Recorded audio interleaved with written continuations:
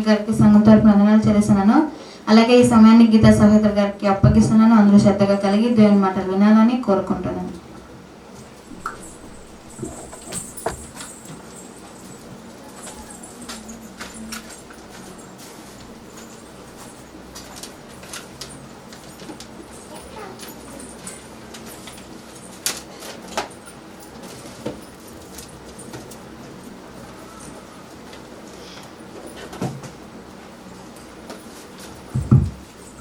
చేరి వచ్చిన దేవుని పిల్లలందరికీ నా హృదయపూర్వక వందనాలు చెల్లిస్తున్నానండి. ప్రార్థించుకొని మనము వాక్య భాగంలోకి వెళ్ళిపోదాం. ప్రియులారా, ప్రార్థన. ప్రేమ నమ్మకము కలిగిన మా ప్రియ పరలోకపు తండ్రి, ప్రభువా, ఇన్ని రోజుల నుండి తండ్రి మీ చల్లని రెక్కల కింద తండ్రి మమ్మల్ని కాచి కాపాడే తండ్రి, మరొక్కసారి తండ్రి ఈ అవకాశం ఇచ్చిన దాన్ని బట్టి మీకు వందనములు చెల్లిస్తున్నాను. ప్రభువా తండ్రి, మేము ఏమి చేస్తున్నామో ఎలా ఉంటున్నామో అనేది మీకు మాత్రమే తెలుసు కనుక తండ్రి, మా బ్రతుకులు ఎలా ఉన్నాయో ఈ రోజుల్లో మాకు మేము గమనించుకోవడానికి తండ్రి వారం వారము తండ్రి ఈ కూడికగా తండ్రి మమ్మల్ని ఏర్పరుస్తున్న విధానం బట్టి మీకు స్తోత్రములు చెల్లిస్తున్నాము. ప్రభువా, సంఘముగా కూడుట మానకాన్ని మీ వాక్య భాగం సెలవిచ్చినట్లు తండ్రి మేము తండ్రి ఈ సంఘ సమాజంలో తండ్రి మేము ప్రభువా మీ కొరకు తండ్రి ఆలోచిస్తూ ఉండగా మీ మనస్సైన బైబిల్ గ్రంథంలో నుండి ఎన్నో విషయాలు మేము తెలుసుకుంటూ ఉన్నాము. ప్రభు అందుని బట్టి మీకు స్తోత్రములు తండ్రి. తెలుసుకుంటున్నాం మేము ప్రభు మా బ్రతుకులో మేము దాన్ని కొనసాగిస్తున్నామో లేదో అనేది గుర్తించుకోవడానికి సహాయం చేయమని ప్రార్థిస్తున్నాను. ప్రభు కేవలము నా నోరు మాత్రమే మాట్లాడేదానిగా ఉండకుండా తండ్రి, ఇక్కడ కూర్చున్న వారికి కేవలం వారి చెవులు మాత్రమే పనిచేయకున్నట్లుగా తండ్రి, వారి హృదయము పనిచేయటకు తండ్రి పెదవులతో మాత్రమే మేము స్తుతించే వారుగా ఉండకుండా తండ్రి హృదయముతో తండ్రి మిమ్మల్ని స్తుతించే వారుగా ఉండుటకు సహాయం చేయండి. ప్రభువా, మా నోరు మౌనముగా ఉండకుండా తండ్రి మీ కొరకు తండ్రి ఎల్ల వేళల స్తుతి పలుకులు పలుకుతూ తండ్రి మీ పనికై మీ చిత్తానుసారంగా తండ్రి మా బ్రతుకులు సరి చేసుకుని తండ్రి మీ పని ఏదైతే మా మీద పడి ఉందో ప్రభువా ఆ పని తండ్రి బాధ్యతగా కొనసాగించినట్లు మాకు సహాయం చేసి నడిపించమని ప్రార్థిస్తున్నాను తండ్రి. ఇగో ప్రభువా, మీ దినదాసులను నిలవబడి మాట్లాడుచుండగా మీ ఆత్మ సహాయమును జ్ఞానమును వివేకమును మెండుగా అనుగ్రహించండి తండ్రి. ప్రభువా, దీన్ని బట్టి తండ్రి ఎన్నో విలువైన పాఠాలు బట్టి తండ్రి మేము మా జీవిత పాఠాలను తండ్రి మేము నేర్చుకుంటున్నాము కనుక ఈరోజు కూడా తండ్రి విలువైన వాక్కును మాకు ఇవ్వమని ప్రార్థిస్తూ ఘనత మహిమ ప్రభువులు మీ ఒక్కరికే చెల్లిస్తూ యేసుక్రీస్తు నామములో అడుగుచున్నాం మా ఘన తండ్రి, ఆమేన్. మరొకసారి అందరికీ నా హృదయపూర్వక వందనాలు చెల్లిస్తున్నానండి. ఈరోజు కూడా కొన్ని విలువైన మాటలు మనం మాట్లాడుకుందాము. ప్రతి ఒక్కరూ ఇన్ని రోజుల నుండి మనం ఏమేం చేసామో, ఇన్ని రోజుల నుండి ఎలా వచ్చామో అవన్నీ విడిచిపెట్టేసి ఈరోజు దేవుని వాక్యం వింటున్నాను, నా బ్రతుకును సరి చేసుకోవాలి, నా హృదయ అంతరంగంలోని దేవుడు వాక్యాన్ని కోరుతున్నాడు, నా అంతరంగంలో నిజంగా దేవుని వాక్యం ఉందా?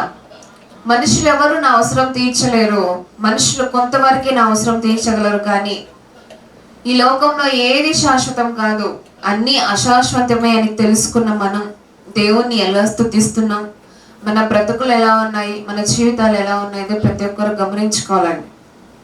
కాబట్టి ఈరోజు కూడా కొన్ని విలువైన మాటలు మనం మాట్లాడుకుందాము. ఆయన ఇచ్చు వాక్యము ఎల్లవేళలా మనల్ని ఓదారుస్తుంది. ఎలాంటి కష్టం వచ్చినా సరే మనల్ని అలా నడిపిస్తూ ఉంటుంది. ఆ కష్టంలో అయినా సరే మనకు రెండంతలుగా ఓర్చుకున్న శక్తిని ఖచ్చితంగా దేవుడు ఇస్తాడు. కష్టం రాదా అని కాదండి, దేవుళ్ళకి వస్తే కష్టం రాదు కదండి అని అనుకునే చాలా మంది ఊహల్లో ఉంటారు. బాధలు రావు కదండి దేవుళ్ళకి వస్తే, అసలు ఎందుకండి దేవుని నమ్ముకునేది, కష్టాలు బాధలు పోవడానికే కదండి దేవుని నమ్ముకునేది అని అనుకుంటారు. కానీ ఖచ్చితంగా అది దేవునిలో ఉన్న వాళ్ళకి ఇంకా ఎక్కువ వస్తాయనే సత్యం చాలా మందికి తెలియదండి. దేవునిలో ఉన్న వాళ్ళకి శోధనలు మరింత ఎక్కువైతాయి. కాబట్టి మనం ఆలోచించుకోవాలి, మొదట నీ విశ్వాస స్థాయి, నా విశ్వాసపు స్థాయి, నా విశ్వాసపు పరిమాణం ఎంతవరకు ఏ లెవెల్లో ఉంది అనేది గుర్తించుకోవాలి. కానీ కొంతమంది అలా ఉండకుండా ఎలా ఉంటారంటే, కొంతమంది చల్లగా ఉంటారు, ఇంకొంతమంది వెచ్చగా ఉంటారు. వాక్య భాగం సెలవిస్తుంది, నువ్వు ఉంటే చల్లగానైనా ఉండు, లేదా వెచ్చగానైనా ఉండు అని చెప్తుంది. కానీ కొంతమంది అటు ఇటుగా కూడా కాకుండా మధ్యలో ఉండిపోతారు. అలా ఉన్నప్పుడు శోధన మనల్ని తట్టినప్పుడు అప్పుడు ఎదుర్కోలేరు. నువ్వు అలా అయినా లేదు, లేదా ఇలా దేవుళ్ళో అయినా ఖచ్చితంగా ఉండు, లేదా లోకంలో అయినా ఉండు అని దేవుడు చెప్తాడు. కానీ కొంతమంది లేదండి, మాకు లోకము కావాలి, దేవుడు కావాలి అని అంటారు. మరి దేవుడు చెప్తాడు, ఉంటే అక్కడైనా ఉండు, ఖచ్చితమైన మాట అది. ఉంటే అక్కడైనా ఉండు, లేదా ఇక్కడైనా ఉండు. అటు ఇటుగా నేను ఉంటాను అంటే దేవుడిని, నేను మిమ్మల్ని స్వీకరించను, మిమ్మల్ని అంగీకరించను అని చెప్తాడు ఆయన. కానీ చాలా మంది చల్లగా వైపు వెళ్ళిపోతుంటే ఇంకొంతమంది వెచ్చగా వైపు వెళ్ళిపోతున్నారు. మరి నువ్వు ఎలా ఉన్నావు? ఏ దీంట్లో ఉన్నావు? నువ్వు చల్లగా ఉన్నావా, వెచ్చగా ఉన్నావు అనేది మీరు గుర్తించుకోవాలండి.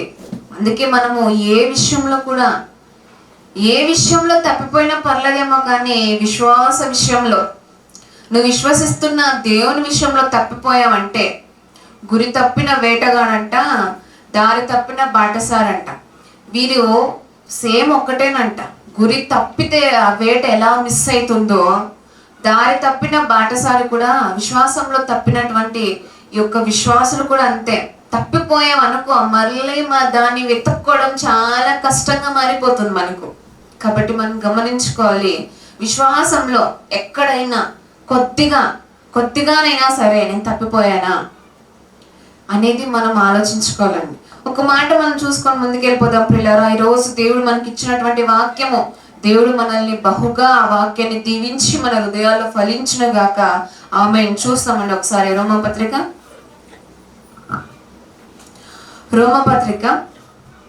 12వ అధ్యాయము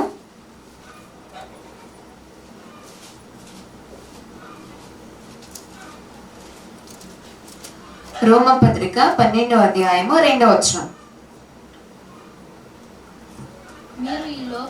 మీరు ఈ లోక మర్యాదను అనుసరింపక ఉత్తమమును అనుకూలమును సంపూర్ణమై ఉన్న దేవుని చిత్తమేదో పరీక్షించి తెలుసుకున్నట్లు మీ మనస్సు మారి నూతన మగుట వలన రూపాంతరము పొందుడి అని చెప్తున్నాడు.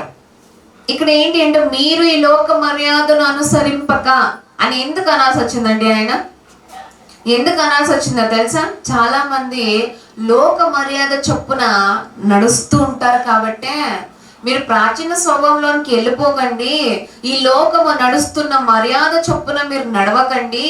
మీకంటూ ఒక ప్రత్యేకత ఉంది, మీకంటూ ఒక సంఘం ఉంది, ఒక సమాజం ఉంది, ఒక దేవుడు ఉన్నాడు మీకంటూ. సో లోక మర్యాదగా మీరు వెళ్ళొద్దండి అని చెప్తున్నాడు. అలా చెప్తున్నాడంటే వెళ్ళే వాళ్ళు ఉన్నారు కాబట్టి అలా చెప్పాల్సి వచ్చింది ఆయనకు. మీరు ఈ లోక మర్యాదను అనుసరింపక ఉత్తమమును అనుకూలమును సంపూర్ణమునై ఉన్న దేవుని చిత్తమేదో. దేవుని చిత్తాన్ని కొంతమంది ఎక్కడ వెతుకుతారంటే లోకంలో వెతుకుతారండి. లోకంలో నాకేదో నేను ఆశించాను, దాన్ని ఏదో నేను ఇష్టపడ్డాను, అది దేవునికి అనానుకూలమైనా పర్లేదు, కానీ ఇది దేవుని చిత్తమే లేండి. నా వరకు వచ్చిందంటే ఇది దేవుని చిత్తమే, నన్ను తట్టింది అంటే, నన్ను అంటుకుందంటే ఇది దేవుని చిత్తమే. అది చెడ్డదైనా సరే మలుచుకుంటారు కొంతమంది, దాన్ని మంచిగా మలుచుకుంటారు. దేవుడు ఇచ్చిందే నాకు అని అనుకుంటారు, దేవుడు చూపించిందే నాకు, దేవుడు నా చేతులారా చేయించిందే అనుకుంటారు.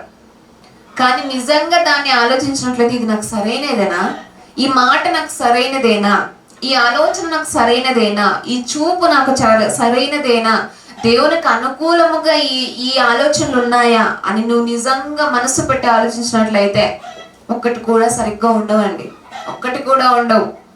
మానవ స్వబుద్ధి అక్కడ బయటపడిపోతుంది లోకంలో. కాబట్టి లోక మర్యాదను అనుసరింపగా ఉత్తమేంటో, ఉత్తమంగా నీకేం కనిపిస్తుందో దేవుని చిత్త ప్రకారంగా, అనుకూలముగా, సంపూర్ణంగా ఉంచున్నాడు అక్కడ. సంపూర్ణమైన ఉన్న దేవుని చిత్తమేదో పరీక్షించి నువ్వు ఫస్ట్ టెస్ట్ చేసుకోదాన్ని. బ్లడ్ టెస్ట్ చేస్తారండి, ఏం రోగం ఉందో బయటకు పడుతుందా లేదండి? పడుతుంది కదా. బ్లడ్ టెస్ట్ ద్వారానే అక్కడ ఏం జరిగింది, అక్కడ బ్లడ్కి టెస్ట్ జరిగింది, పరీక్ష జరిగింది అక్కడ. కాబట్టే ఉన్న రోగం బయటపడింది. నువ్వు ఏం చేయించుకోకుండా ఏం అవ్వదులేండి, నేను బాగానే ఉన్నా, నాలో ఏం రోగం లేదనుకుని నీకు వచ్చినా సరే, అది అప్పుడప్పుడు అలా వచ్చేస్తుందిలేండి, ఏం కాదులేండి అని నువ్వు ఇంట్లో ఉన్నావంటే, బ్లడ్లో ఉన్నటువంటి మన దేహంలో ఉన్నటువంటి ఆ బ్లడ్ ద్వారా మనలో ఉన్నటువంటి ఆ రోగం ఎలా అయిపోతుందండి? వస్తూ రాను రాను ఎలా అయిపోతుంది? అది ఎక్కువ అవుతుందా తక్కువ అవుతుందా? ఇంకా ఎక్కువ అవుతుంది. సో చిన్నగా ఉన్నప్పుడే, తక్కువగా ఉన్నప్పుడే నీకు కొంచెం ఇది నాకు సరిగా లేదు, నా బాడీకి సెట్ అవ్వట్లే ఎందుకు అని నువ్వు ఇమ్మీడియట్లీ వెళ్ళి హాస్పిటల్కి వెళ్ళి బ్లడ్ టెస్ట్ చేయించుకోగానే నీకున్న రోగం బయటపడుతుంది కదా. పడిన తర్వాత ఉంటే ఉన్నలే అనుకుంటారా? ఏం చేస్తారండి మా తర్వాత స్టెప్ ఏంటి? ట్రీట్మెంట్ తీసుకుంటాం కదా, ఖచ్చితంగా ట్రీట్మెంట్ తీసుకుంటాం. అరే ఈ రోగం ఉందని నాకు ఇన్ని రోజులు నాకు తెలియదండి, సర్లేండి ఉంటే ఉన్నలే అని ఎవరు అనుకోరు. ఖచ్చితంగా దానికి నాకు ఏం రోగం ముదిరిందో ఆ రోగానికి నేను ఖచ్చితంగా మందులు తీసుకోవాల్సిందే, ట్రీట్మెంట్ తీసుకోవాల్సిందే అని అనుకుంటారు కదా. కాబట్టి అక్కడ టెస్ట్ జరిగింది, పరీక్ష చేశారు కాబట్టి అలా ఉన్న రోగం తెలిసింది, ఆ రోగానికి వైద్యం అందించుకోగలిగావు నీ జ్ఞానంతో, నువ్వు టెస్ట్ చేసుకున్నావు కాబట్టే. మరి దేవుణ్ణిలో మీరు పరీక్ష చేసుకుంటున్నారా? నేను ఏది చేసినా, ఎలా చేసినా ఇది దేవునికి ఇష్టానుసారంగా ఉందా, ఇది దేవునికి అనుకూలముగా ఉందా, దేవుని చిత్త ప్రకారంగా నా ఆలోచనలు ఉన్నాయా, నా పనులు ఉన్నాయా, నేను ఒకరితో నమ్మకంగా పనిచేస్తున్నప్పుడు ఆ పనిలో కూడా నా తండ్రిని మహిమపరిచే విధముగా నా పని ఉందా అనేది ప్రతి ఒక్కరు గమనించుకోవాలండి. నువ్వు అలా ఉన్నట్లయితే ఆయన ఏం నిన్ను విడిచిపెట్టాడండి, ఖచ్చితంగా నీ వెన్నంటే ఉంటాడు. నేను అలా తోస్తుంటాడంటే ముందుకి మంచిగా నడవడానికి, నీకు అలా ఆలోచన చెప్పి అలా ఆయన వెనకాల ఉంటాడు. కానీ చాలా మంది ఆయన ఎక్కడో ఉన్నాడండి, మనకు కనిపిస్తాడా ఏంటి దేవుడు, ఎక్కడో కూర్చొని చూస్తూ ఉంటాడు అంతే. అలా ఇప్పుడు ఏం తప్పు చేసేస్తామండి, మరలా వేడుకొనగానే క్షమించను అనగానే క్షమించేశాడు కదా, ఎందుకంటే ఆయన కరుణామయుడు అనే ముద్ర. ఆయన నిజంగానే కరుణామయుడు, కానీ అది చాలా మంది నిర్లక్ష్యపరుచుకొని తప్పు చేస్తే ఏంటిలేండి క్షమిస్తాడు కదా దేవుడు అనే ఒక చీప్ చేసేసుకున్నారు అన్నమాట. తప్పు చేయడం మళ్ళీ వచ్చి క్షమాపణ అడగడం, తప్పు చేయడం మళ్ళీ వచ్చి క్షమాపణ అడగడం.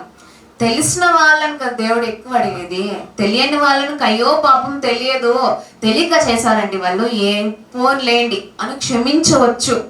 అన్నీ తెలిసినా కూడా ధర్మశాస్త్రంలో దేవుడు మనకి ఇచ్చినటువంటి ఆజ్ఞలు, ఇచ్చినటువంటి మాటలు, ఆయన వాక్కు మనకి ఏంటి ఎలా అనేది తెలుసు. నువ్వు ఎక్కడ నడుచుకోవాలి, ఎలా నడుచుకోవాలి, లోక మర్యాదను అనుసరింపకుండా నువ్వు ప్రత్యేకము బ్రతకాలని నీకు తెలుసు కదా. తెలిసినా కూడా నీకున్న రోగం ఏంటో తెలుసుకోవచ్చు కదా వాక్యం దగ్గర కూర్చుని.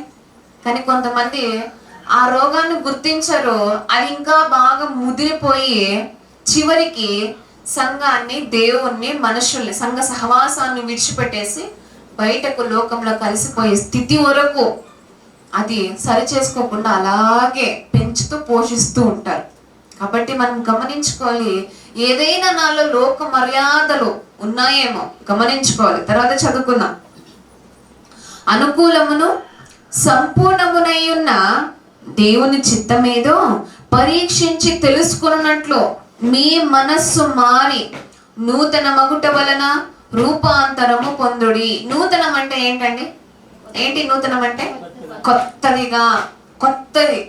పాతది నీ దరిదాపుల్లో కూడా రాకూడదు, గుర్తుపెట్టుకోవాలి. పాతది కొంచెం కూడా నీ దగ్గరికి రాకూడదు.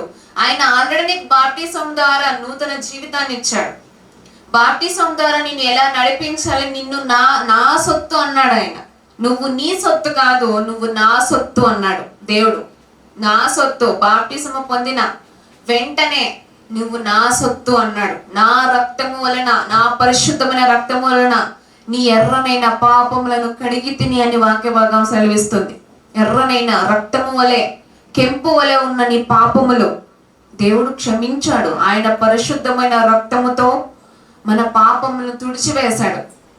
సో కాబట్టి మరి నూతన మగుట వలన రూపాంతరము పొందుడి.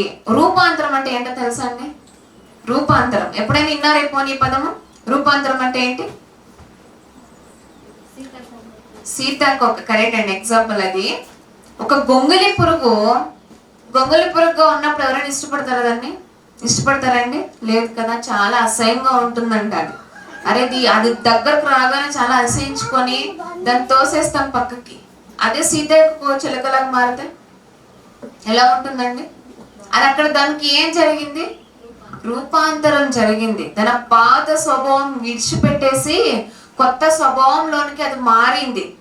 ఆ చిన్న చిన్న బటర్ఫ్లైకి ఉన్న జ్ఞానం మనకు లేదంటారా? మరి లేదా అండి?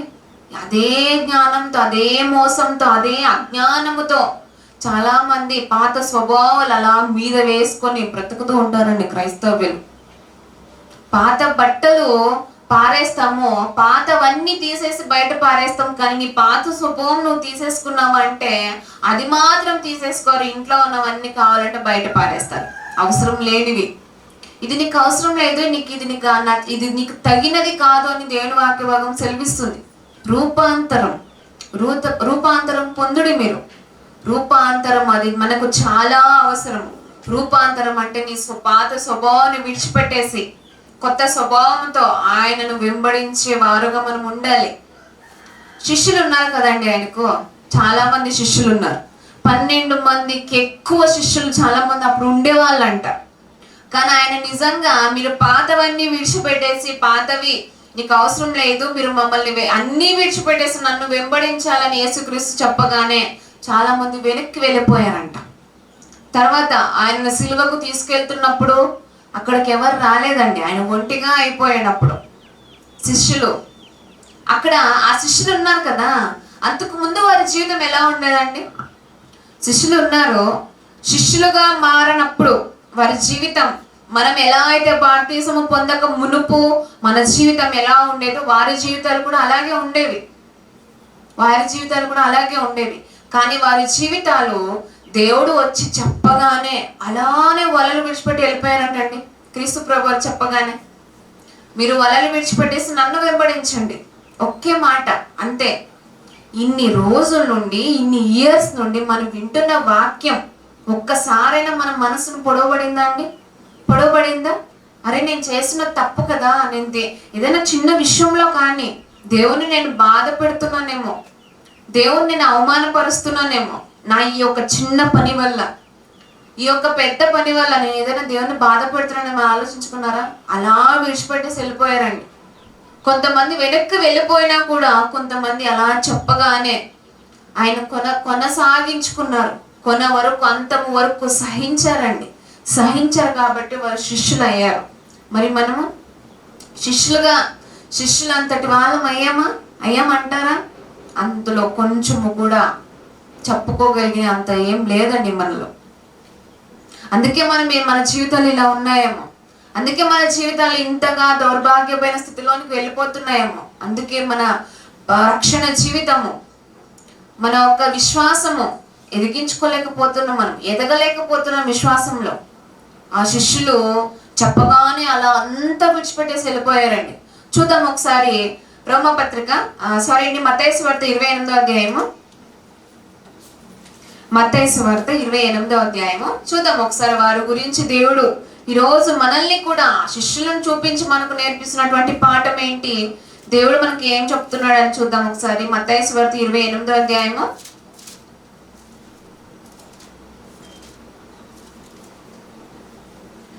మత్తయి సువార్త 28వ అధ్యాయము 18వ వచనం, 18-19 వచనం ఒకసారి చదువుకుని ముందుకు వెళ్ళిపోదాం.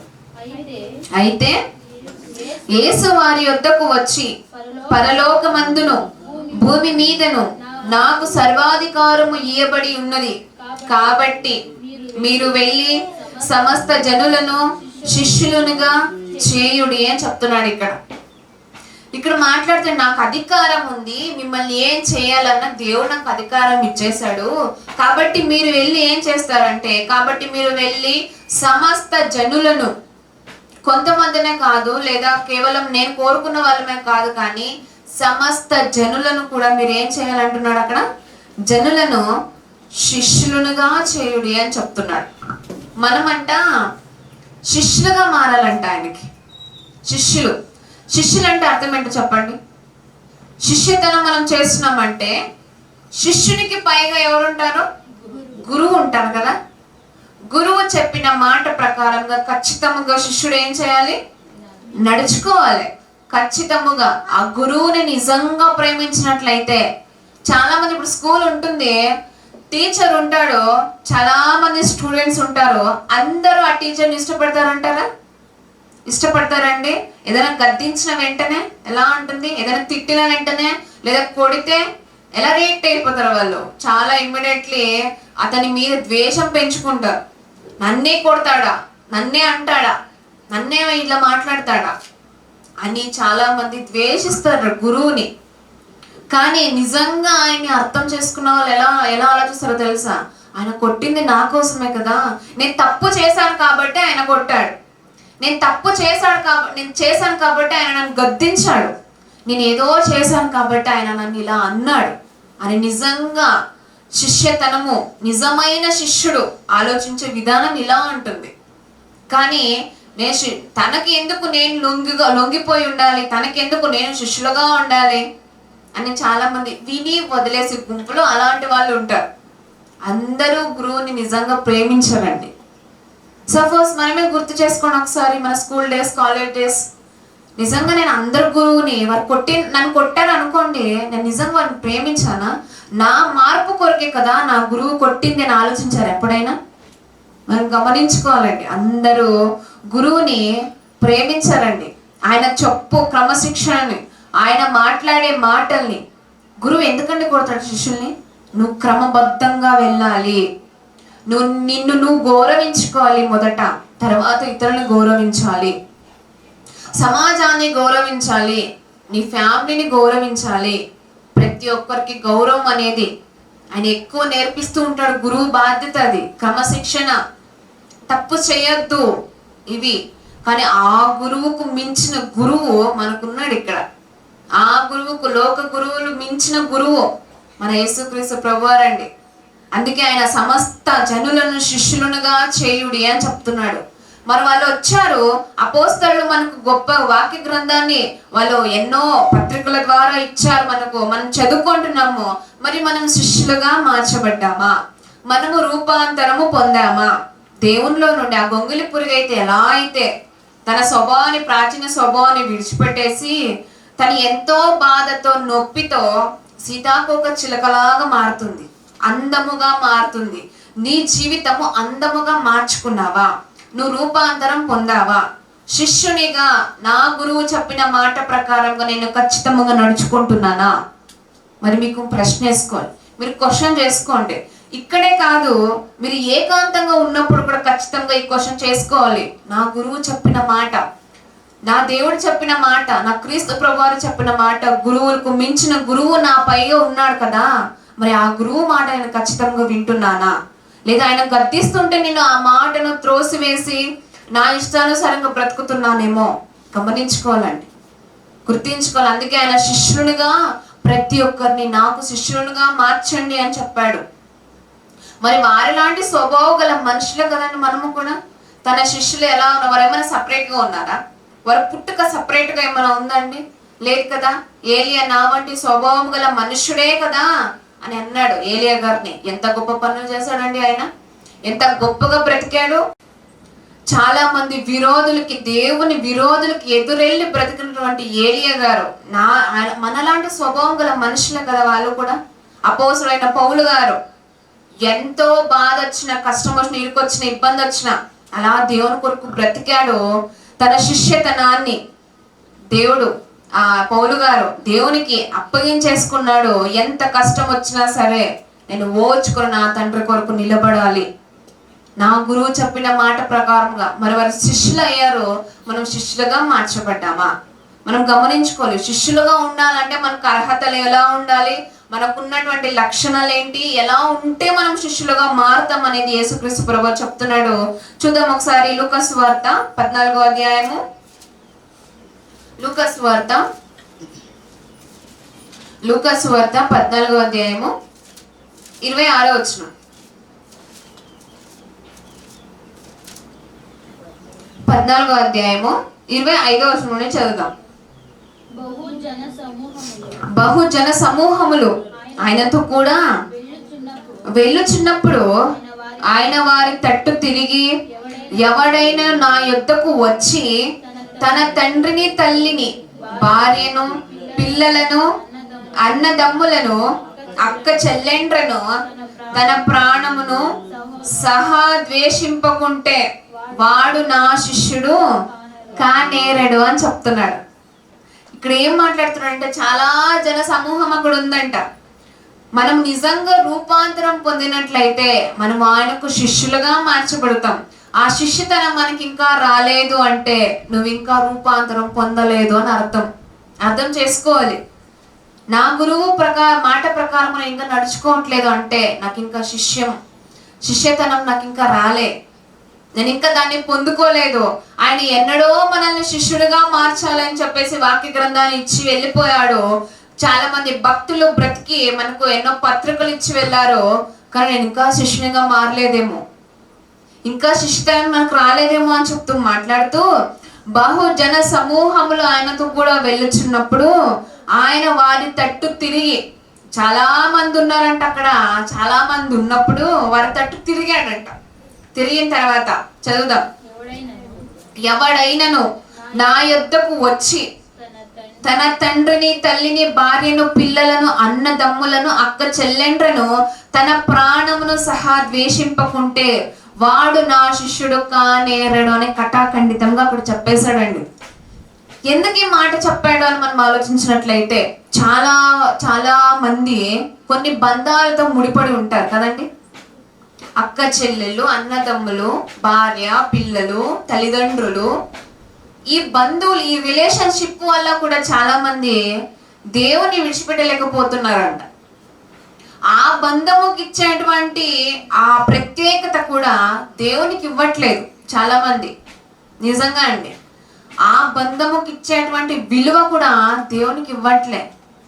ఎందుకు? మనకు ఆ బంధాలు శాశ్వతమా అని ఆలోచిస్తే ఆ బంధాలు మనకి ఏది కూడా శాశ్వతం కాదు. కొన్ని బంధాలు ఉంటాయి, అవి అప్పుడు ఎలా ఉంటాయో కూడా తెలియదు, ఎప్పుడు ఎలా విడిచిపెట్టి వెళ్ళిపోతాయని కూడా తెలియదు. నిజంగా అండి, అది సరైన బంధం అయితే ఎప్పటికీ ఉంటుంది, కానీ ఉన్నా కూడా మనం చనిపోయేంత వరకు మాత్రమే ఉంటుంది. కానీ ఇది గుర్తించుకోకుండా చాలా మంది బంధాలతో ఎంజాయ్మెంట్లు చేస్తూ, బంధాలతో బాగా ఎగురుతూ, గంతులేస్తూ, వారి ఇష్టానుసారంగా తిరుగుతూ, ఇష్టానుసారంగా బ్రతుకుతూ, బంధము వలన కూడా దేవుని ప్రేమను అర్థం చేసుకోలేకుండా కేవలం ఈ లోక ప్రేమలు మాత్రమే నాకు శాశ్వతం అని బ్రతుకుతూ దేవుని శిష్యతనాన్ని త్రోసివేస్తున్నారండి. తప్పించుకొనేస్తున్నాం మనం, దాన్ని పొందుకోలేకపోతున్నాం శిష్యతనాన్ని. ఈ లోక ప్రేమలు, ఈ లోక స్నేహాలు, ఈ లోక బంధములు నీకు ఎన్నటెన్నటికి శాశ్వతము కాదు అని దేవుని వాక్య భాగం సెలవిస్తుంది. కాబట్టి ఇక్కడ చెప్తూ, అందుకే భార్యను, పిల్లలను, అన్నదమ్ములను, అక్క చెల్లెండ్రను, తన ప్రాణమును సహా, నీ ప్రాణాన్ని సమితము కూడా నువ్వు ప్రేమించకూడదు అని చెప్తున్నాడు. బికాస్ నీ ప్రాణము నీలో ఉండదు. ఇది గమనించుకోవాలి మనము. నీ ప్రాణం, మన ప్రాణం మనలో ఉండదు, కానీ నీ ప్రాణానికి ఏ హాని కలగకుండా నువ్వు చూసుకుంటున్నావు. కానీ నా ప్రాణం శాశ్వతం కాదు కదా, నా తండ్రి ఇచ్చాడు, యెహోవా ఇచ్చాను, యెహోవాయే తీసుకొని అనే మత్తులు ఎవరైనా ఉన్నారంటారా? ఈ రోజుల్లో చాలా తక్కువ మంది ఉన్నారు. ఇప్పుడు రేపు ప్రాణం పోతుందని తెలిస్తే మనం ఎలా ఉంటామండి? చాలా సంతోషంగా ఎగురు గంతలేస్తారా? వేస్తారండి? లేదు కదా, అమ్మో చనిపోవాలా, రేపే ఉందా నాకు. అందుకే అండి, దేవుడు నిజంగా మనిషి ప్రాణం ఎప్పుడు పోతుందనే డేట్ ఇవ్వలే. డేట్ ఇచ్చి ఉంటే మనుషులు ఇంత సంతోషంగా తిరిగే వాళ్ళు కాదు. కానీ దేవుడు తన పిల్లల సంతోషానికి ఎంత మాత్రం అడ్డు రాలేదండి, ఎంత మాత్రం అడ్డు రాలేదు. ఆయన మనకు డేట్ ఏమి ఇవ్వలే. తన ప్రాణముని ఎందుకు ద్వేషించాలి అని చెప్తున్నాడంటే, నీ ప్రాణము నీకు శాశ్వతం కాదు, పరలోకము మాత్రమే నీకు శాశ్వతం, నీ ఆత్మ మాత్రమే నీకు శాశ్వతం. నీ ఆత్మలో శుద్ధి ఉందా లేదా, పరిశుద్ధత ఉందా లేదా గుర్తించుకోవాలి మనము. అందుకే చెప్తూ, తన ప్రాణమును సహా ద్వేషింపకుంటే వాడు నా శిష్యుడు కానే కాదు అని చెప్తున్నాడు. కానీ వారి ప్రాణాన్ని ఎంత తొంపుగా ఉంచుకుంటారో కొంతమంది. తన ప్రాణానికి కొంచెం కూడా హాని జరగకుండా చూసుకుంటారు. ఆ ప్రాణము శాశ్వతం కాదని తెలిసినా కూడా ప్రాణం మీద ఉన్నటువంటి ఆశ, ప్రాణం మీద ఉన్నటువంటి ఆ ఒక చాలా సంతోషము, దాని మీద ఉన్నటువంటి ఎంతో మమకారము దేవుని మీద పెట్టట్లే. కాబట్టి చాలా మంది దేవుని శిష్యతనానికి అర్హత లేకపోతున్నారు, అర్హత పొందలేకపోతున్నారండి. కాబట్టి మనం గమనించుకోవాలి. అందుకే చెప్తూ మాట్లాడుతూ అంటున్నాడు యేసుక్రీస్తు ప్రభువారు, తన ప్రాణమును సహా ద్వేషింపకుంటే వాడు నా శిష్యుడు కానేరడు. ఏ బంధము నీకు ఈ లోకంలో శాశ్వతం కాదు. నీ ప్రాణమే నీకు శాశ్వతం కాలేనప్పుడు ఏ బంధమందు నిలుస్తుందో మన దగ్గర కదండి. కాబట్టి మనం గమనించుకోవాలి. తర్వాత చదువుదాం. మరియు ఎవడైనాను, ఇక్కడ ముందుకు చెప్తూ కొన్ని లక్షణాలు మనకు చెప్తున్నాడు. ఈ లక్షణాల్లో నీలో ఉంటే నువ్వు సరే, లేదు అనుకో, ఇక మీదటైనా దాన్ని తెచ్చుకో. ఆ లక్షణాన్ని తెచ్చుకోవడానికి ప్రయత్నించు. అప్పుడు నువ్వు శిష్యులుగా మారబడతావు, అప్పుడు నిజమైన శిష్యునిగా మారతావు. కాబట్టి మనం తర్వాత చదువుదాం. మరియు ఎవడైనను తన సిలువను మోసుకొని నన్ను వెంబడింపని ఎడల వాడు నా శిష్యుడు కానేరడను. ఒక్క పాయింట్ నెంబర్ 1 ఇది చదువుకున్నాం కదా ఇప్పుడు. మరియు ఎవడైనను తన సిలువను మోసుకొని నన్ను వెంబడింపని ఎడల వాడు నా శిష్యుడు కానేరడు అని చెప్తున్నాడు. ఆయన తన సిలువ ఆయన మోసాడు. ఆ సిలువ మోసుకొని వెళ్ళిపోతున్నప్పుడు ఎంత బరువు మోసి ఉంటాడండి ఆయన. ఆ సిలువ మీద అంతా మన పాపపు బరువే ఉంది ఆయనకు. సిలువ ఒక లెక్క కాదు ఆయనకి. మన భారము, మన పాప మూటలంతా తీసుకెళ్ళి ఆయన సిలువ మీద వేసాం అని అక్కడ. మరియు ఎవడైనా తన సిలువను మోసుకుని నన్ను వెంబడింపని ఎడల వాడు నా శిష్యుని కానడు. పాపపు బరువుని, ఆయన ఆనాడు మన పాపము నిమిత్తము చనిపోయాడు. అంత పెద్ద సిలువను ఆయన మోసాడు. ఆయన మోసిన మరి మనము మన పాపాన్ని తీసేసుకొని ఆయన పరిశుద్ధతకు చోటిచ్చి శిష్యునిగా మనము ఆయన సిలువ మనము పంచుకుంటున్నామా? ఆయన సిలువ మనం పంచుకుంటున్నామా? ఆయన భారము, ఆత్మల భారము మనం పంచుకుంటున్నామా? ఆయన ఇచ్చేటువంటి ఆజ్ఞలు దాంట్లో మన పాలు పంపులు ఉన్నాయా? గమనించుకోవాలి మనం. తర్వాత చదువుతాం. అలా ఎత్తుకుని ఆయన సిలువలో మనం పాలి భాగస్తులు అవ్వాలంట. అలా నువ్వు ఉండకపోతే నువ్వు నిజమైన శిష్యుడు కాదు. తర్వాత మీలో ఎవడైనాను ఒక గోపురము కట్టింప గోరినేడలా దానిని కొనసాగించుటకు కావలసినది తన యొద్ద ఉన్నదో లేదో అని కూర్చుండి తగులబడి మొదట లెక్క చూచుకొనడా అని చెప్తున్నాడు. ఒక ఇల్లు కట్టించుకోవాలని నువ్వు ఫిక్స్ అయ్యావు, దానికి తగినటువంటి ఇటుక, సిమెంటు, దానికి ఏం కావాలి అంతా నువ్వు లెక్క చూచుకుంటావా లేదండి? కదండి. నువ్వు ఖచ్చితంగా ఏదైనా కట్టుకోవాలని నువ్వు ఫిక్స్ అయిన తర్వాత దానికన్నీ ఫస్ట్ సమకూర్చుకుంటావు. ఏం లేకుండా కట్టగలవు అనివాలా? లేదు కదండి. ఖచ్చితంగా దానికి ఏది అవసరమో, దానికి ఎలాంటివి అవసరమో, దానికి ఏం అవసరమైతే దాన్ని నేను ఖచ్చితంగా పరిపూర్ణంగా దాన్ని నేను ఫినిష్ చేస్తాను అని నువ్వు లెక్క చూసుకుంటావు కదా. ఇక్కడ కూడా ఆయన అదే చెప్తున్నాడు. మీలో ఎవడైనా ఒక గోపురము కట్టింప గోరినేడలా దాన్ని కొనసాగించుటకు, దాన్ని ముందుంచుటకు కావలసినది తన యొద్ద ఉన్నదో లేదో అని కూర్చుండి తగులబడి మొదట లెక్క చూచుకొనడా అని చెప్తున్నాడు. ఫస్ట్ నువ్వు చూసుకుంటావు కదా. విశ్వాసంలో నువ్వు వచ్చావు, బాప్టిజము పొందుకొని వచ్చావు, నీకు ఒక లెక్క ఉందా? మనకు ఒక లెక్క ఉందా అంటే, నా విశ్వాసపు జీవితానికి నేను ఇలా ఉంటే నేను నా దేవుని శిష్యునిగా నేను మార్చబడతాను, ఈ లెక్కలు నాకు పర్ఫెక్ట్గా ఉంటే నా జీవితము నేను చనిపోయేంత వరకు ఖచ్చితంగా దీన్ని నేను ఏర్పరచుకున్నాను కాబట్టి, దీనిని సమకూర్చుకున్నాను కాబట్టి నేను అంతము వరకు సహిస్తాను, అంతము వరకు కొనసాగిస్తాను. అదే ఏం లేకుండా నువ్వు ఇల్లు కట్టేసుకొని అర్ధబర్ధం కొనుక్కొచ్చుకున్నావు అనుకోండి, బాగా ఇల్లు కట్టుకోవాలనుకున్నావు, దానికి సగమే అంత వరకు మాత్రమే తెచ్చుకున్నావు షాప్ నుండి, ఫినిష్ అవుతుంది అది అవ్వదు కదా. సగం వరకు మాత్రమే ఆగిపోతుంది అది. నీ జీవితము కూడా అంతే. నువ్వు చనిపోయేంత వరకు వాక్యాన్ని నువ్వు సమకూర్చుకొనకపోతే, దేవుని మాటలు నువ్వు జాగ్రత్తగా నీ హృదయం అందు కాపాడుకొనకపోతే నీ జీవితము కూడా అర్ధ స్థాయిలో ముగిసిపోతుందంట. కాబట్టి మనం గమనించుకోవాలండి. పరిపూర్ణంగా ఎలా అయితే మన ఇంటికి తెచ్చుకుని దాన్ని పరిపూర్ణంగా చేసుకుంటామో మన విశ్వాసపు జీవితాన్ని కూడా నువ్వు సమకూర్చుకోవాలి, వాక్యంతో పరిపూర్ణం నువ్వు చేసుకోవాలి. తర్వాత చదువుదాం. చూచుకొనని ఎడల అతడు దాని పునాది వేసి ఒకవేళ దానిని కొనసాగింపలేకపోయినందున చూచు వారందరూ ఈ మనుష్యుడు కట్ట మొదలు పెట్టెను గాని కొనసాగింపలేకపోయినని అతన్ని చూచి ఎగతాళి చేయసాగుతురు. నిజమే కదండి, నువ్వు అర్థం కట్టేసావు, మిగతాదంతా కొన్ని ఏళ్ల తరబడి అలా ఉంచేసావు. చూచేయాలందరూ ఏమంటారండి?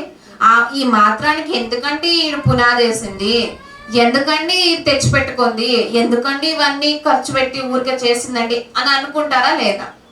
అనుకుంటారు కదండి. విశ్వాసపు జీవితంలో నువ్వు వచ్చిన తర్వాత, క్రిస్టియన్గా మారిన తర్వాత, బాప్టిజము పొందిన తర్వాత, నీ లోక మర్యాద చొప్పున నువ్వు మరలా వెనక్కి వెళ్ళిపోయి దానికి అది లాగుతుంటే నువ్వు అలా లాగిపోతున్నావు అంటే మరి మనల్ని అన్నారు అనుకుంటున్నారా? అంటారు కదండి, ఖచ్చితంగా అంటారు. ఎందుకు ఈ మాత్రానికి నువ్వు బాప్టిజం పొందావు, ఎందుకు ఈ మాత్రానికి దేవుళ్ళో నేను కూడా ఉంటాను ముందుకు వచ్చావు, మనల్ని అడగాలనుకుంటున్నారా? ఖచ్చితంగా అడుగుతారండి. ఎవరు అడిగినా అడగకపోయిన వాక్యం మాత్రం ఎల్ల వేళలా నిన్ను క్వశ్చన్ చేస్తూనే ఉంటుంది. నువ్వు ఎక్కడ ఉన్నా, ఎలా ఉన్నా, నువ్వు ఎవరికి తెలియకుండా రహస్యం అందున్నప్పుడు నువ్వు పాపం చేస్తున్నా కూడా రహస్యం అందు చూచువాడు మనకున్న తండ్రి. ఆయన చూస్తూ ఉంటాడు, ఆయన క్వశ్చన్ చేస్తూ ఉంటాడు. నువ్వు అలా అర్ధపు జీవితంలో నువ్వు విడిచిపెట్టేసి నువ్వు లోక మర్యాద చొప్పున నడుచుకుంటున్నావు అంటే ఈ మాత్రానికి నువ్వు ఎందుకు వచ్చావు, ఈ మాత్రానికి నువ్వు ఎందుకు చేసుకున్నావు నిబంధన దేవునితో? కాబట్టి మనం గమనించుకోవాలి. ఎలా అయితే ఆ ఒక ఇల్లును కట్టి అర్థంలో విడిచిపెట్టేసి ఎలా అలా సనుగుతారో మన విశ్వాసపు జీవితంలో కూడా అంతే సనిగే వాళ్ళు ఉంటారు. దేవుడు కూడా సనుగుతాడంటే, ఎందుకు నువ్వు ఈ మాత్రానికి ఎందుకమ్మా వచ్చావు, ఈ మాత్రానికి ఎందుకు నువ్వు బాప్టిజం తీసుకున్నావు, ఎంతో చెప్పాను కదా నీకు, ఎంతో ప్రేమతో చెప్తూనే ఉన్నాను కదా, అయినా నీ మనసు మారట్లే, అయినా నీలో ఇంకా నూతనం సరిగ్గా పుట్టట్లే అని క్వశ్చన్ చేస్తాడండి ఆయన కూడా మనల్ని. కాబట్టి మనం గమనించుకోవాలి. తర్వాత చదువుతాము లూకా సువార్త 9వ అధ్యాయం 23వ వచనం. లూకా సువార్త 9వ అధ్యాయం 23వ వచనం.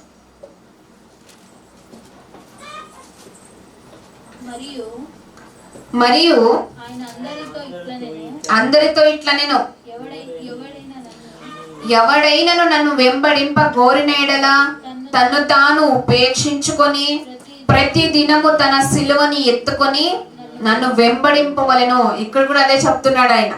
తనను తాను ఉపేక్షించుకుంటారంట, సమర్థించుకుంటారండి. కొంతమంది నేను చేస్తున్నది చాలా రైట్ అండి, వాళ్ళు ఊరికే మాట్లాడతారంతే, దేవునికి నాకు తెలుసు, నేను చేస్తున్న ప్రతిదీ కూడా రైట్ అని చాలా మంది వారికి వాళ్ళు మాత్రం అనుకుంటారంట. దాన్ని నిజంగా నువ్వు బైబిల్ గ్రంథం దగ్గర కూర్చుని దాని గురించి డిస్కషన్ చేస్తే మన స్వబుద్ధే బయటపడుతుందండి నిజంగా. అంటే అందుకే ఇక్కడ మరియు ఆయన అందరితో ఇట్లా నేను ఎవడైనా నన్ను వెంబడింప, నువ్వు ఎక్కడైనా అయితే నేను దేవుని వెంబడించాలి, క్రీస్తు ప్రభువుని వెంబడించాలి నువ్వు అనుకున్నట్లయితే తన్ను తాను ఉపేక్షించుకొని నిన్ను నువ్వు కట్టుకోవాలంటే వాక్యముతో నీకు వచ్చే ప్రతి ఆలోచన, చెడు ఆలోచన, ప్రతి చెడు తలంపులు మనం కట్టుకోవాలంట. తర్వాత ఉపేక్షించుకొని ప్రతి దినము తన సిలువని ఎత్తుకుని నన్ను వెంబడింపవలెను, నన్ను వెంబడించాలి. నువ్వు నన్ను వెంబడిస్తేనే నువ్వు నా శిష్యునిగా మారుతావు. తర్వాత యోహాను సువార్త 8వ అధ్యాయము, యోహాను సువార్త 8వ అధ్యాయము 31వ వచనం. యోహాను సువార్త 8వ అధ్యాయం 31వ వచనం. కాబట్టి యేసు తనను నమ్మిన యూదులతో మీరు నా వాక్యముందు నిలిచిన వారైతే నిజముగా నాకు శిష్యులై ఉండి సత్యమును గ్రహించెదరు, అప్పుడు సత్యము మిమ్మును స్వతంత్రులుగా చేయనని చెప్పగా ఉంది. ఇక్కడ తన యూదులతో, కాబట్టి యేసు తనను నమ్మిన యూదులతో మీరు నా వాక్యముందు నిలిచిన వారైతే. ఇప్పుడు ఒక కాలు ఉందండి, అది అక్కడే ఆగాలని మనం అనుకుంటున్నాం. దానికి ఏం చేస్తామండి? దాన్ని అక్కడే ఆపాలనుకుంటున్నాం. దానికి ఏం చేస్తాం? అడ్డుకట్లేస్తాం కదండి. అది ఏ అడ్డుకట్లేస్తే అది నిలుస్తుంది అనేది మనకు తెలుసు. దానికి అడ్డుకట్లు వేస్తాం, అది అక్కడే ఉండాలని కోరుకుంటాం మనం. కాబట్టి దానికి ఏదో చేసి అది అక్కడే ఉండేలాగా మనం చేసుకుంటాం మన జ్ఞానంతో. అందుకే ఇక్కడ మాట్లాడుతూ అంటున్నాడు ఏంటంటే, నా వాక్యముందు నిలిచిన వారైతే నిజముగా నాకు శిష్యులై ఉండి సత్యమును గ్రహించెదరు అని చెప్తున్నాడు. కాలువకు అడ్డుకట్లేసేది నీకు తెలుసు, మరి నీ పాపమునకు అడ్డుకట్లేస్తున్నావా? అది తెలియదు అంటారా? అది కూడా తెలుసు, కానీ వెయ్యరు. ఎందుకో తెలుసా? అక్కడ నీ అపేక్ష మాత్రము నెరవేర్చుకోవాలనుకుంటున్నావు కాబట్టే నువ్వు అక్కడ వేసుకో. నీకు తెలుసు ఎలా వేసుకుంటే ఇది సరిపోద్దు అని కూడా నీకు తెలుసు, కానీ వేసుకోరు కొంతమంది. ఎందుకో నేను తనకు శిష్యులుగా కావాలి, ఎందుకు ఆయన చెప్పినంత నేను వినాలి? నాకంటూ కోరికలు ఉండవా? నాకంటూ ఆశలు ఉండవా?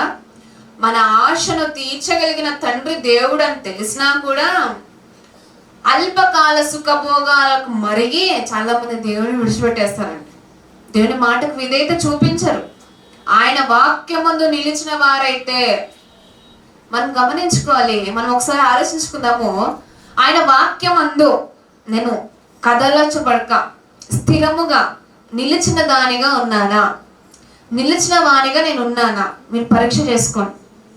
అడ్డుకట్లేయడం నీకు తెలుసు కాలువలకు, మరి నీ మనసు దానికన్నా వేగంగా పరిగెడుతుంది లోకంలో. కాలువలేమో అక్కడక్కడ అయినా ఆగుతాయేమో, కానీ మనసు మాత్రం ఆగదండి. నిజంగా అంటే దానికి మించి వెళ్ళిపోతుంది లోకంలో. నువ్వు ఇక్కడ కూర్చున్నా కూడా నీ మనసు ఎక్కడెక్కడ తిరుగుతుందో అని కూడా మనం చెప్పలేము. ఎక్కడికో వెళ్తుంది. మనసు ఎక్కువ మాయాజాలం మనల్ని చేస్తూ ఉంటుంది. మనస్సు చేసే మాయము నిజంగా మనకు అర్థమవుదండి, అంత గొప్పది మనసు. సో కాబట్టి ఆ మనస్సుని వాక్యమందు నిలిపిన వారైతే ఖచ్చితముగా అప్పుడంట నాకు నిజముగా నాకు శిష్యులై ఉండి సత్యమును గ్రహించెదరు, అప్పుడు సత్యము మిమ్మును స్వతంత్రునుగా చేయును అని చెప్తుంది. సత్యము లేని స్వతంత్రం మనల్ని నాశనం చేస్తుందండి.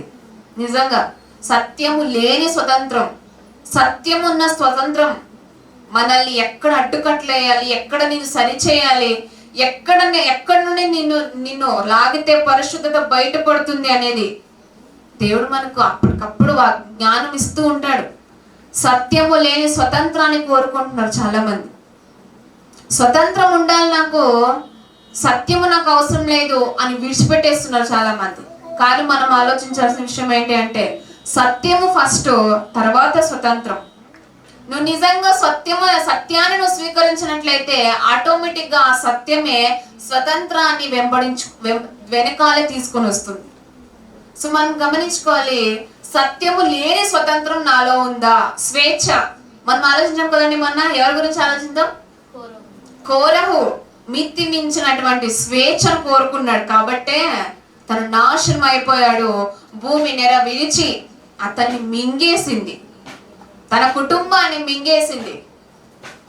మితి మించినటువంటి స్వేచ్ఛ కోరుకున్నాడు కాబట్టి నాకంటూ ప్రత్యేకత కావాలి అని దేవుని నియమించినటువంటి నాయకుల మీద ఎదురెళ్ళి బ్రతికాడు కాబట్టి అతను నాశనం అయిపోయాడు. స్వతంత్రాన్ని కోరుకున్నాడు. మరి ఇక్కడ కూడా మనం గమనించుకోవాలి, ఆయన యొద్ద నిలిచి వాక్యమందు నిలిచిన వారైతే నిజముగా నాకు శిష్యులై ఉండి సత్యమును గ్రహించెదరు, అప్పుడు సత్యము మిమ్మును స్వతంత్రులుగా చేయను. స్వాతంత్రత నువ్వు కోరుతున్నావు అంటే మొదట నాలో సత్యం ఉందో లేదనేది గమనించుకో. నాలో సత్యం ఉందా? తర్వాత యోహాను సువార్త 13వ అధ్యాయము 34వ వచనం.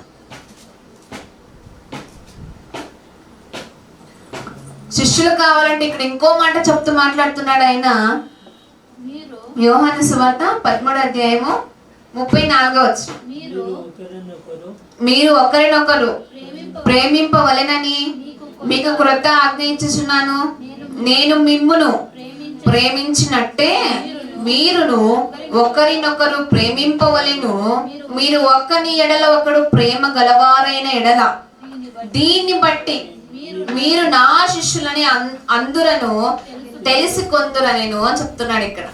ఇక్కడ కూడా శిష్యతనం బయటపడుతుంది మనకు.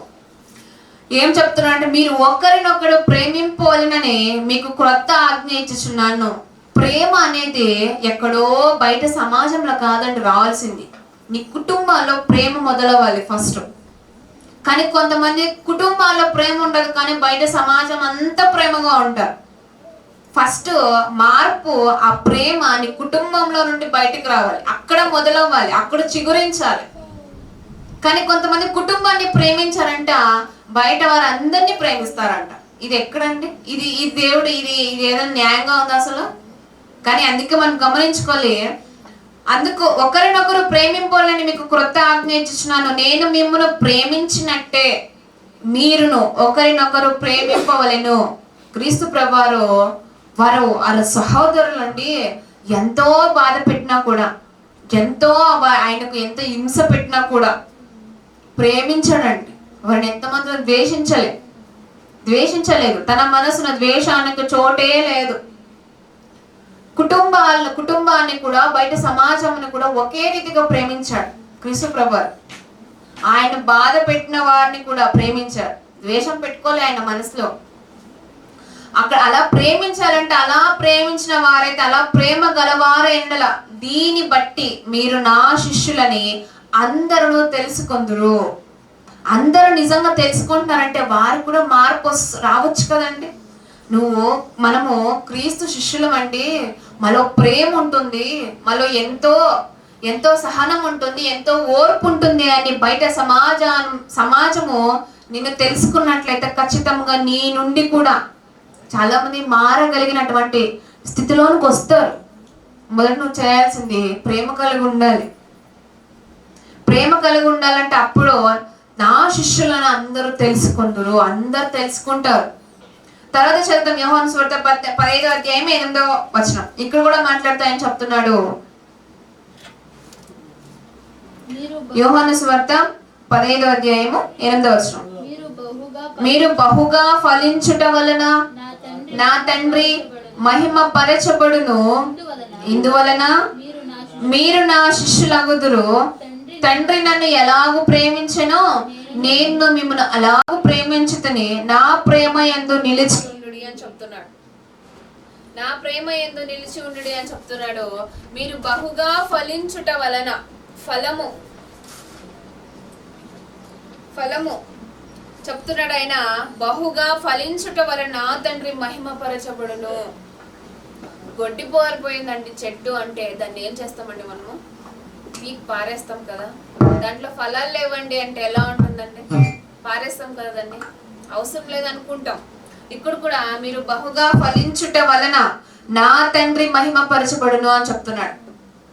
ఒక చెట్టు ఉంది, ఆ చెట్టు నిండా ఫలాలు ఉన్నాయి, ఆకులు ఉన్నాయి, అన్నీ ఉన్నాయి. ఆ చెట్టును చూసినప్పుడల్లా మనుషులకి ఎలా ఉంటుందండి? చాలా మనసుకి ఎలా ఉంటుంది? చాలా బాగా ఇష్టంగా ఉంటుంది, తృప్తిగా ఉంటుంది. అరే, నేను నాటినటువంటి చెట్టు ఎంత తృప్తిగా ఉంది, ఎంత ఫలించింది, ఎంత అభివృద్ధి పొందింది, అది నేను పడినటువంటి కష్టానికి నాకు ఫలితం ఇచ్చింది అని అనుకుంటామా లేదా?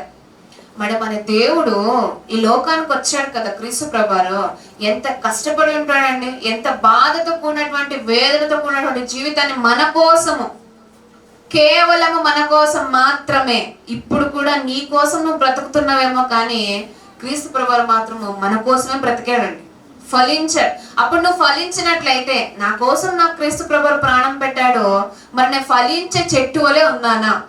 ఫలాలు ఆయనకి ఇస్తున్నానా?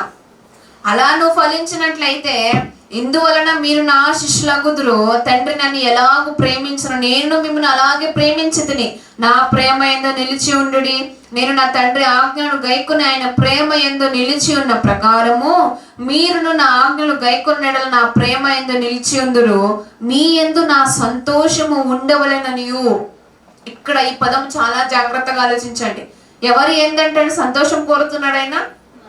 మన యందు, మీ యందు నా సంతోషము ఉండవలెననియు. ఆ చెట్టును కేవలం ఆఫ్టర్ ఆల్ అది ఎండిపోయే చెట్టు నిండే నువ్వు అంత సంతోషం పడుతుంటే ఫలిస్తే, మనం ఫలిస్తే ఆయన ఎంత సంతోషం పడతాడండి. మనలో సంతోషాన్ని వెతుక్కుంటున్నాడు. నిజంగా అండి, నువ్వు తప్పు చేసినా సరే దాన్ని సరిదిద్దడంలో, నువ్వు మారు మనసు పొందటంలో ఆయన సంతోషాన్ని వెతుక్కుంటున్నాడు. మరి మన క్రీస్తు ప్రభువుని మనం సంతోషించే విధముగా మన బ్రతుకుందా గమనించుకోవాలి. అలాంటి ఫలాలు ఆయనకు అందిస్తున్నామా? గమనించుకోవాలి. తర్వాత చదువుదాము. మీ యందు నా సంతోషము ఉండవలెననియు మీ సంతోషము పరిపూర్ణము కావలెననియు ఈ సంగతులలో మీతో చెప్పుచున్నాను. నేను మిమ్మల్ని ప్రేమించిన ప్రకారము మీరొకరినొకడు ప్రేమింపవలను అనుటయే నా ఆజ్ఞ అని చెప్తున్నాడు. ప్రేమ, మనలో నుండి ప్రేమ కోరుతున్నాడు. మనలో ఆయన సంతోషాన్ని వెతుక్కుంటున్నాడు. ఇంకెక్కడ దొరకదు ఆయనకు సంతోషము? దొరకదండి, దొరుకుతుంది. ఆయన సర్వాధికారి, సార్వభౌమ అధికారి ఆయన. కానీ ఆఫ్టర్ చిన్నగా ఉన్న మనల్ని ఏ పాటి వారం అండి, అలా ఉఫ్ అంటే ఊదిపోయే వెళ్ళిపోయే ప్రాణాలండి మనవి. కానీ మన ఎందు ఆయన సంతోషాన్ని వెతుక్కుంటున్నాడంట. నీలో సంతోషం నాకు దొరుకుతుందా అని ప్రతి హృదయము తలుపు దగ్గర ఆయన నిలిచి అలా హృదయాన్ని తట్టుతూ ఉన్నాడంట. మరి నీ హృదయాన్ని ఆయనకు సంతోషముతో వెల్కమ్ చేశారా అండి? చేశారా? ఏమన్నా ఒకసారి చేసినట్టు గుర్తు అంటారా? అలా ఉండొద్దండి. దేవుని వాక్యమునకు మనము ఆయనకు సంతోషం ఇచ్చేవారుగా ఉండాలి. అలా ఉన్నప్పుడు నిజంగా నువ్వు శిష్యులుగా మారుతావు. తర్వాత 2 కొరింథీయులకు రాసిన పత్రిక చివరిగా చూసుకుందాం, ముగించుకుందామండి. కొరింథీయులకు రాసిన 2వ పత్రిక 3వ అధ్యాయము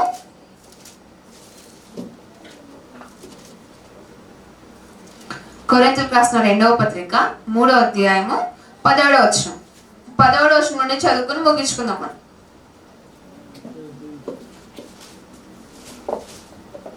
కొరింథీయులకు రాసిన 2వ పత్రిక 3వ అధ్యాయము 10వ వచనం నుండి. ప్రభువే ఆత్మ, ప్రభు యొక్క ఆత్మ ఎక్కడ నుండునో అక్కడ స్వాతంత్రము నుండును. మనమందరమును ముసుగులేని ముఖముతో ప్రభు యొక్క మహిమను అద్దములే ప్రతిఫలింప చేయుచు మహిమ నుండి అధిక మహిమను పొందుచు ప్రభు ఆత్మ చేత ఆ పోలికగానే మార్చబడుచున్నాము. రూపాంతరము, ఆ పోలికలో ఆయన స్వరూప్యములో మనం మార్చబడ్డామా? ఆయన స్వరూప్యంలో మనం మార్చబడ్డామా? ఇక్కడ చెప్తూ ఉంటున్నాడు, ప్రభువే ఆత్మ, ప్రభు యొక్క ఆత్మ ఎక్కడ నుండునో అక్కడ స్వాతంత్రం ఉండును. మితి మించినటువంటి స్వాతంత్రం కాదు, అవసరం లేని స్వేచ్ఛ కాదు అక్కడ ఉండేది. ప్రభు ఆత్మ ఎక్కడ ఉంటుందో అక్కడ నిజముగా సత్యమును అనుసరించే స్వాతంత్రం ఉంటుంది. నువ్వు అనుకున్నటువంటి స్వాతంత్రం కాదు, ఈ లోక మర్యాద చొప్పున కాదు, సత్యము నుండి పుట్టేటువంటి స్వాతంత్రములో నువ్వు నిజంగా ఉన్నావా గమనించుకోవాలి. అందుకే ఇక్కడ అంటున్నాడు, ఆత్మ ఎక్కడ నుండి అక్కడ స్వాతంత్రము నుండును. మనమందరమును ముసుగులేని ముఖముతో, నీకు ఇంకా ముసుకుంది కాబట్టే నువ్వు శిష్యులుగా మారలేకపోతున్నావు. ముసుగు ఎక్కడ ఉంటుందండి? మనం ఫేస్కి వేసుకున్నాం, ఎప్పుడు ఫేస్కి వేసుకున్నామా? మగాళ్ళైతే ఆడాలైతే మనం తల మీద వేసుకుంటాం. మరి అందరికీ ఆయన మాట్లాడుతున్నాడు కదా, ముసుగు ఎక్కడ ఉంటుంది చెప్పండి చూద్దాం. ముసుగులేని ముఖం, ఇక్కడ చెప్తున్నాడు కదా, ముసుగులేని ముఖముతో ప్రభు యొక్క మహిమను అద్దములే ప్రతిఫలింప చేయొచ్చు. ముసుగు నిజంగా ఆత్మీయంగా మనం ఆలోచించినట్లయితే ముసుగు ఒక చోట వేసుకుంటారండి. ఎక్కడ? అది హృదయానికి ముసుగు వేసుకుంటారు. దేని వాక్యము లోపలికి వెళ్ళకుండా ముసుగుతో అడ్డగించుకుంటారు కొంతమంది. అందుకే ఇక్కడ అంటున్నాడు, మనమందరం ముసుగులేని ముఖముతో ప్రభు యొక్క మహిమను అద్దములే ప్రతిఫలింప చేయొచ్చు అంటున్నాడు. అద్దములో ఎలా అయితే నువ్వు ఎలా రెడీ అయ్యావో, ఎలా ఉన్నావో ఖచ్చితంగా అద్దము.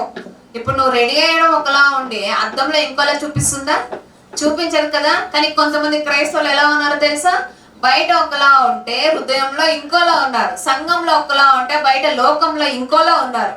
నీ హృదయానికి ముసుకేసుకున్నావు కాబట్టే ఎక్కడ ఎలా నడుచుకోవాలో నీకు బాగా తెలుసు.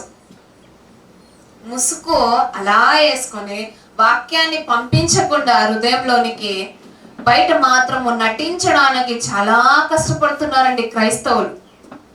ఇలాంటి మాటలు మనం సూటిగా మాట్లాడితే మాత్రం ఒప్పుకోరు. కాబట్టి మనం గమనించుకోవాలి అని చెప్తున్నాను.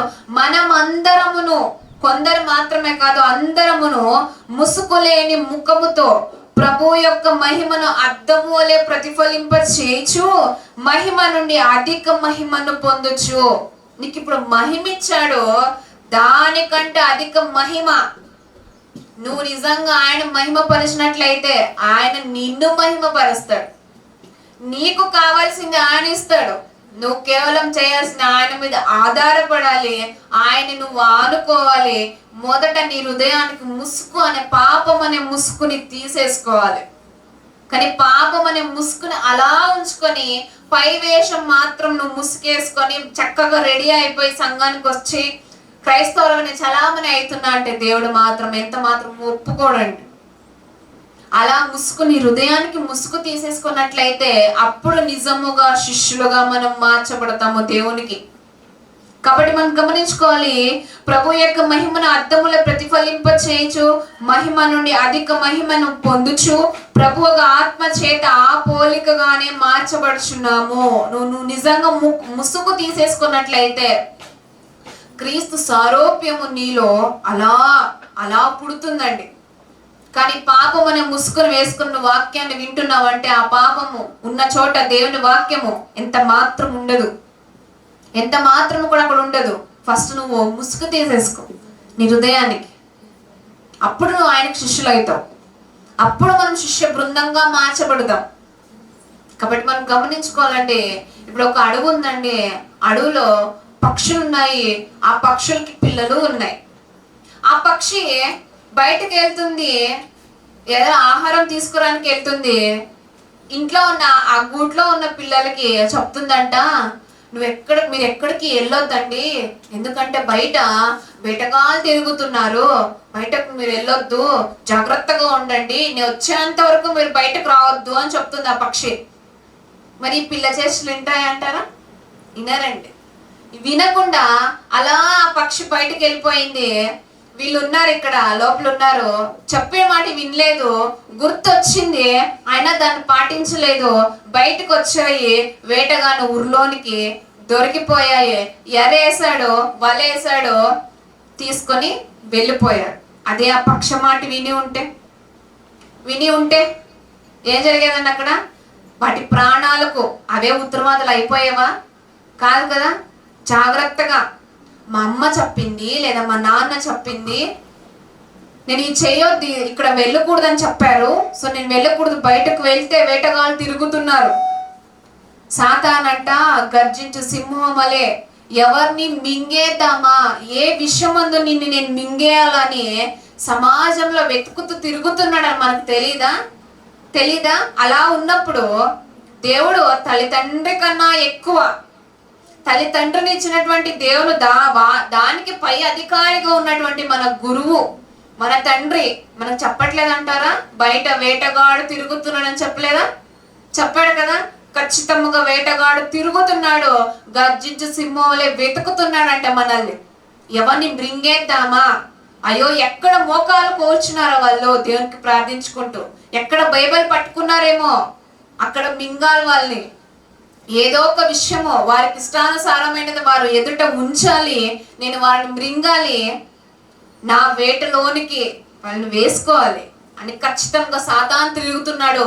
దేవుడు ఎంతో గొప్పగా మనల్ని వెళ్ళొద్దు, ఇలాంటి పాపమును చేయొద్దు, ఇలాంటి ఆలోచనలు చేయొద్దు, లోక మర్యాద చొప్పున నడుచుకోవద్దు అని చెప్పేసి తల్లిదండ్రి కన్నా ఎక్కువగా మనకు బోధిస్తున్నాడంటే. ఆ పక్షి మాటలు విని ఉంటే వాటి ప్రాణాలు పోయేవి కాదు. ఈరోజు చాలా మంది తండ్రి మాట మించిపోయి నాశనాన్ని తెచ్చుకుంటున్నారు, నాశనాన్ని మరి కొనుక్కొని తెచ్చుకుంటున్నారండి. కాబట్టి మనం గమనించుకోవాలి, అలా ఉన్నప్పుడు శిష్య బృందంగా మారలేకపోతున్నారు, నిజముగా ఆయనకు శిష్యులుగా మారలేకపోతున్నారు. మనసుకి ఇంకా ముసుగు అలాగే ఉంది, పాపం అనే ముసుగు అలాగే ఉంది. కాబట్టి నిజముగా ఆయనకు శిష్యులుగా మారలేకపోతున్నాం. కాబట్టి మనం గమనించుకోవాలి, నాకు ఇచ్చినటువంటి అర్హతలు ఇన్ని రోజులు నేను లేవేమో నాలో, మరి ఇక మీదటైన అర్హతలు నేను పొందించుకోవాలి, దేవుని దగ్గర నుండి పొందుకోవాలి. నా హృదయానికి మొదట ముసుగు తీసేసుకోవాలి, అప్పుడు సత్యము నన్ను స్వతంత్రునిగా చేస్తుందనేది ప్రతి ఒక్కరు గుర్తించుకోవాలని కోరుకుంటూ నా యొక్క మాటలు ముగిస్తానండి. కళ్ళు మూసుకొని ప్రార్థించుకున్నాం. ప్రేమ నమ్మకము కలిగిన మా ప్రియ పరలోకపు తండ్రి, ప్రభువా, ఇంతవరకు తండ్రి ఎన్నో విలువైన మాటలు మాకు ఇచ్చారు ప్రభువా. అవును తండ్రి, మా హృదయానికి ముసుకున్నట్లయితే ప్రభువా ఇంకెక్కడ అయ్యా మీకు శిష్యులుగా మార్చబడతాము తండ్రి. మమ్మల్ని క్షమించండి ప్రభువా. మా హృదయానికి ఏదైనా ముసుకుందేమో ప్రభువా, పాపం అనే ముసుకుని వేసుకుని తండ్రి, పైవేషముకు తండ్రి కేవలం మేము స్తుతించే వారుగా ఉండకుండా, మాకు ఇష్టానుసారంగా తండ్రి మేము బ్రతికే వారుగా ఉండకుండా, సాతాను తండ్రి గర్జించు సింహమోలే ప్రభువా, ఎక్కడ ఎవరిని మింగుదామా అని గర్జించు తండ్రి వెతుకుతూ తిరుగులాడుచున్నాడు గనక తండ్రి, మీ వాక్యమందు జాగ్రత్త గలవారై, మీ యందు స్థిరము గలవారై తండ్రి, మీరు ఇచ్చిన ఆజ్ఞ ప్రకారముగా మా ప్రాణమును సైతము కూడా ద్వేషించి తండ్రి, ఏ బంధము కూడా ఈ లోకములో మాకు శాశ్వతం కాదని తెలిసి ఆ బంధముకు మించి మిమ్మల్ని ప్రేమించే పిల్లలుగా మమ్మల్ని అందరినీ మార్చుకోమని ప్రార్థిస్తూ తండ్రి, ఇగో ప్రభువా ఈరోజు తండ్రి విన్నటువంటి మాటలు తండ్రి విడిచిపెట్టే వారుగా ఉండకుండా మీకు నిజమైన శిష్యులుగా తండ్రి మార్చబడ్డానికి మాకు సహాయం చేయండి ప్రభువా. మీకు విరుద్ధమైన పనులు మేము చేసేవారుగా ఉండకుండా తండ్రి, సిలువలో తండ్రి మేము పాలి భాగస్తులు అవుటకు తండ్రి మాకు సహాయం చేయండి ప్రభువా. మా కొరకు ప్రాణం పెట్టారు ప్రభువా, ప్రాణమునకు తండ్రి ఆ త్యాగాన్ని గుర్తు చేసుకుని ఎల్ల వేళల తండ్రి కృతజ్ఞత కలిగి జీవించే పిల్లలుగా మమ్మల్ని అందరినీ మార్చమని ప్రార్థిస్తూ, మీకు శిష్యులుగా మార్చబడి తండ్రి, మా గురువుగా తండ్రి మీరు గొప్ప, ఈ లోక గురువుల కంటే గొప్ప గురువు గనక తండ్రి, గురువు మాట తండ్రి శిష్యులుగా మేము తండ్రి గౌరవిస్తూ తండ్రి ఆ మాట ప్రకారంగా తండ్రి మేము నడుచుకుంటూ ముందుకు వెళ్ళుటకు మా అందరికీ సహాయం చేసి నడిపించమని ప్రార్థిస్తూ యేసుక్రీస్తు ప్రభువారి పేరటి ప్రార్థన మనం సమర్పించుకుంటూ అడిగి వేడుకొని పొంది ఉన్నాం మా ప్రియ పరలోకపు తండ్రి. ఆమేన్ ఆమేన్. థ్యాంక్ యూ అండి. God bless you all.